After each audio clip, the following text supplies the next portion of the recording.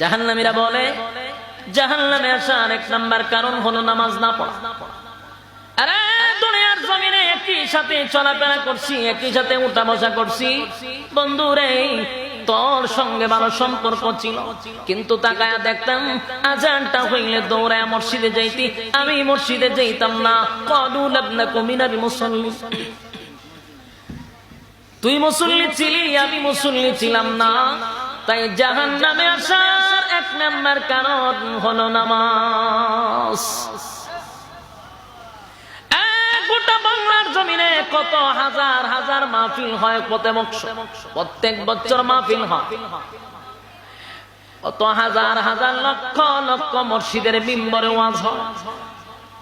এত ওয়াজের পরেও বলুন তো দেখি নামাজি বাড়ছে না কমছে? বাড়ে নাই, ওই পরিমাণ বাড়ে নাই যেই পরিমাণ ওয়াজ হয়। কথা না, যে পরিমাণ ওয়াজ হয় সেই পরিমাণ নামাজি বাড়ে না। কিন্তু যাই না রাখেন, কিয়ামতের কঠিন ময়দানে সর্বপ্রথম হিসাব হবে নামাজ। কথা কয় না? আউয়ালু মা ইউহাসাবু বিহিল আবদু ইয়াউমাল কিয়ামাতিস সালাহ। কিয়ামতের ময়দানে সর্বপ্রথম হিসাবটা হবে নামাজে। আমার যুবক ভাইরা, অবহেলা হেলায় আর কেলায় কিন্তু নামাজ ছেড়ে দি। মাহফিলের নামাজ শুরু হয়েছে মসজিদে, এখানে বই দোকানে বুট খায়, এখানে বই আড্ডা মারে। বাস্তব না বাস্তব? কথাগুলি একটু দিলের কান লাগায় শুনে। আল্লাহর পয়গম্বর নামাজ পড়তে গিয়ে মার খাইছে, আমরা কি মার খাই? নামাজ পড়ছেন কেউ মারছে?